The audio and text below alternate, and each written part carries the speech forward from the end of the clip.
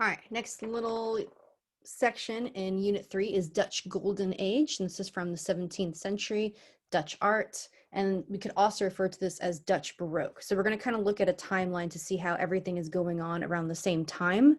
Yeah, we did that last time. All right, so looking at this timeline, you've got Caravaggio. So here's some Caravaggio works. And then right afterwards, you have Victor, and he's going to be in one of our Asian art units that we look at later, but that's happening around the same time period. And then we have Rubens, Peter Paul Rubens, who's a Flemish painter, and he's creating the life cycle of Marie de Medici.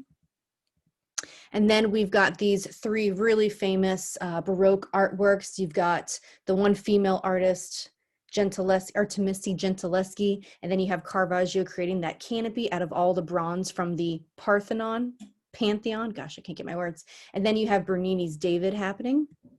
Then if you continue down the timeline, we have Rembrandt. So Rembrandt is one of our Dutch artists we're going to be focusing on, and he's working in Amsterdam, creating a lot of self-portraits. But he's also famous for painting as well as printmaking. So here's two of his really famous paintings that he's made. And then looking down the timeline, we have Borromini,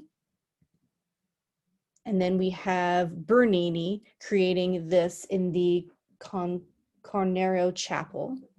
Velázquez, he is the Spanish painter. He painted himself in the self-portrait, but he did other paintings as well, including this reclining nude, which is called Venus. Venus with a mirror. So it's like clouded in the respectability of mythology. All right, and then we get to Vermeer. So Vermeer is really famous for doing the girl with the pearl earring, but he has a lot of these other paintings that we're going to be talking about. And then the Palace of Versailles, and then Gauli painted this in El Gesu. So that kind of takes you through the timeline of the Baroque time period. All right, so our context, hang on a sec. The Catholic nations are making overtly religious art, and the purpose of it is attempting to scare people to remain or convert to Catholicism. So it's a form of propaganda, right? Trying to create this message. Meanwhile, the Dutch art at the same time period is characterized by non-religious subject matter, which means secular, such as portraits, still lifes, genre scenes, and landscapes. So that's the artwork we're going to be focusing on. I think we're done talking about Jesus for a while. It's pretty exciting stuff. All right, let's write down our identifying information for our 4 pieces in this little subsection. We have Self-Portrait with Saskia. This is by Rembrandt. You don't really need to know his last name. Just write down Rembrandt. That's what he's known as. 1636. So remember, this is 17th century, and this is an etching. So it's a different form of printmaking that we're going to be talking about. Then we've got Woman Holding a Balance. We don't need to know Vermeer's first name. If you want to write Johannes, you can, but we need to know Vermeer, 1664, oil on canvas. And then we have a female artist, Fruit and Insects by Rachel Ruysch, 1711. So this is early 18th century. This is oil on wood. And then this one is not Dutch Baroque. I just really didn't know where to put it. So this is an English Baroque piece. And this is like, yeah, this is kind of later. This is mid 18th century. The Tête à Tête from Marriage à la Mode. So that means it's from a series. The series is called Marriage à la Mode. This piece is the Tête à Tête. And you need to know Hogarth. His full name is William Hogarth. Oil on canvas. And I would write down this is English Baroque. All right, we're going to start with Vermeer. So looking at this painting, what are you seeing? Just kind of think about how would you describe what is this? What are we seeing? All right, so here's some things to write down for the form. We have woman by a window with light coming in from the left. This is very typical in a Vermeer painting. We're going to look at overall his work, and they mostly have this. She is holding a balance. Right? That's why this is called Woman Holding a Balance. There's jewelry or material possessions around her on the table. There's also a mirror on the left. You can see because it's very reflective right there. And then there is a painting behind her. So that's overall describing the form, what we see going on. All right, here's some details. All right, content. The balance is weighing something, but it is empty. She's about to be weighing her material possessions. Sounds like fun, right? The painting behind her is something that we should recognize because it is depicting the Last Judgment, which is when Christ weighs your soul. So the act that she is doing is relating to the religious symbolism happening behind her. So she is balancing wealth with spirituality. All right, so we know what the Christian iconography of the Last Judgment looks like by now. You have the blessed on the left, they're going to heaven. You have the damned on the right, they're going to hell. And then if you look at how Vermeer is portraying her, she has the light coming in on the left, and then she's in shadows on the right. Yep, we can compare that to other examples of the Last Judgment. Oh man, I just answered my question. Gosh darn it. The blessed side is reinforced by the light. You can relate that to Caravaggio depicting the calling of Saint Matthew, right? As Jesus, I just said we're not done talking about Jesus, and here we are. As Jesus is entering, he has this sacred light coming in with him. All right, what do you notice about all these Vermeer paintings? What do they all have in common? So these are all called genre paintings. So we need to know what that is. A genre painting is a realistic depiction of a normal scene from everyday life. Very popular in Dutch 17th century. And this is appealing to the middle class who is now wealthy enough to be able to be buying paintings. So this is like a scene from an everyday middle class life. And these are the patrons. So the artists, the artists are painting for the merchant class instead of the church. So you need to know the patronage has changed. It's not the wealthy Medici family. It's not the wealthy Pope or the church. It's for the uprising middle or merchant class.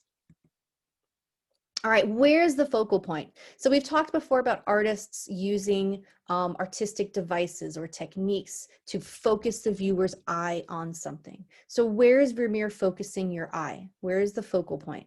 Let's look at how some other artists, what techniques they've used, right? Architectural lines or lines in the background to direct your attention somewhere specific. The Last Supper, right? We have all those orthogonal lines pointing right to Jesus. He's also centered, just like Titian in the Venus of Urbino has centered where he wants us to be focusing. He has that, the background is divided in half and there's a line directing your eye there. And then you have Giotto, who's moving our eye to the bottom left. He's using the gaze of the people, the gaze of the angels, and the natural landscape to help direct our line there. So what is Vermeer doing here?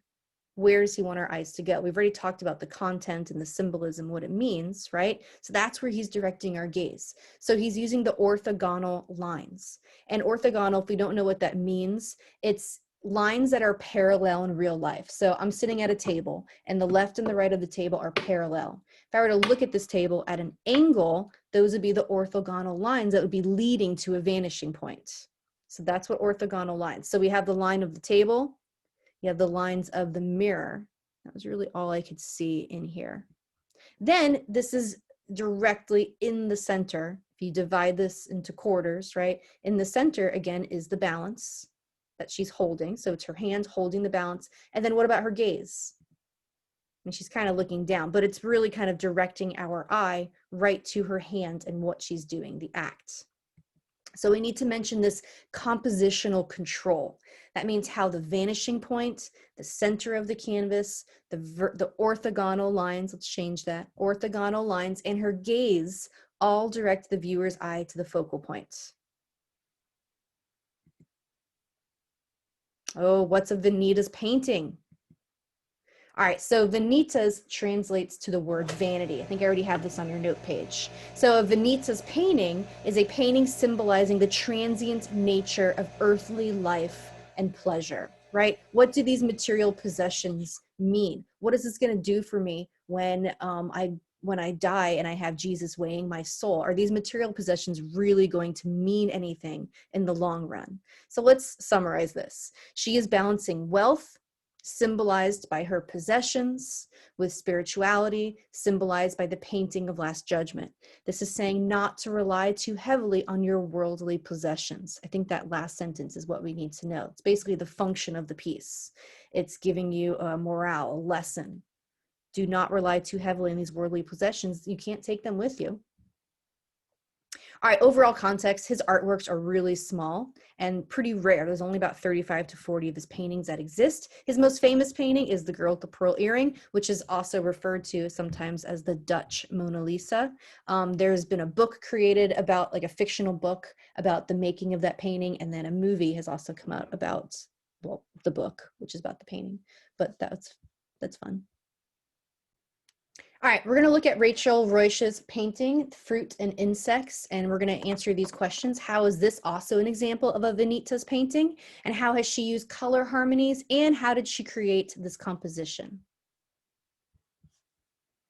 And it seems to be about the autumn. The subject is the harvest, fruits and vegetables that are harvested in the autumn. Corn, we have squash, chestnuts, and grapes, but also wheat. All right, so first mention that the objects that she's actually painting in the still life are, what they say, autumn, seasonal, things that would grow during the autumn season. And this reminds us that still lifes were often not only simple representations of items that might be put on a table, but would have symbolic value. Any Christian looking at this painting in the 17th century would have seen the wheat and the grape as symbols of, what do you think? The Eucharist. Of the Eucharist, of the sacrament of communion, of the body. See, just when you think we're getting away from religious art, it's still there. Body and blood of Christ. The bread and the wine. And it's also important to realize that this is not just a scene that she would have assembled on the table and painted. So this is about how she created this composition. They're saying it's likely a composite, meaning she would have studied these items individually and then painted them all together. Like that fly is not on the, what are those, peaches, and the grapes might not actually be there with the peaches. She would have added those together. This is likely a composite of studies of grapes, studies of peaches, studies of plums, studies of a nest with eggs in it, studies of a butterfly that are then combined imaginatively into this composition. Okay, and then color harmonies is at 240. Talking about her dad, her backgrounds. Also interesting to know that she sold more paintings than Rembrandt. Like, we know Rembrandt's name. I've never heard of Rachel Ruysch before teaching this class. So it's just interesting how this very popular, well-to-do female painter was not something that was known or taught. So they were almost scientific specimens. But bringing them together in beautiful compositions. What I notice are the color harmonies. So we have these reds and greens. Reds and greens are complementary colors. Red and green are complementary colors. The green grapes on one side, the red on the other, balanced by the red plums on the other side of the composition. You can see that also within individual elements. So she's creating balance and harmony by using complementary colors. You want to mention this about her color palette, and it's also how she's arranging the composition. Look, for instance, at the bunch of grapes on the right side, those red purple grapes, except that they have a little bit of a dust of powder blue. And we see the same thing in the plum on the extreme left. The butterfly in the foreground, maybe it's a moth, that's just landing, is a good reminder that Rachel's father, Frederick, collected specimens like butterflies and preserved them. And in fact, so she would have access to all of these specimens because of her father being a scientist and an artist. That's just something interesting about her background.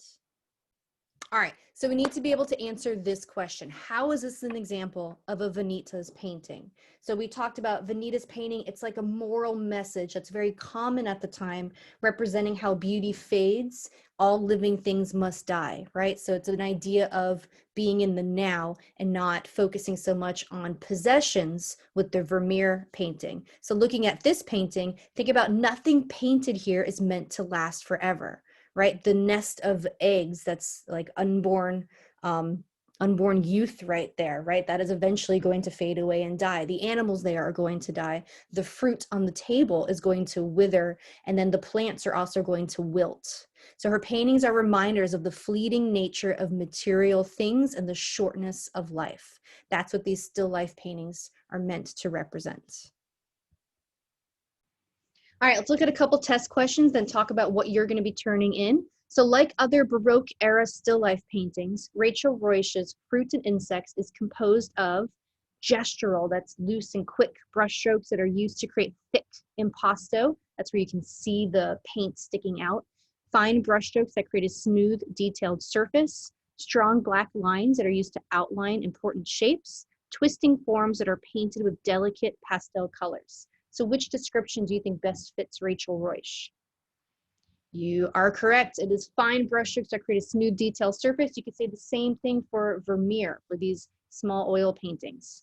Demonstrates continuity with other still life paintings from the same period. Fine, smoothly blended brushstrokes. All right, excellent.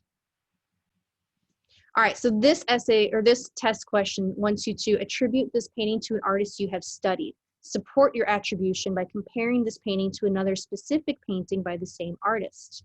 All right, so we just looked at two artists. Which one do you think painted this one? And then what would you write for your clues? Some ideas they give you here. Obviously, it's going to be Vermeer.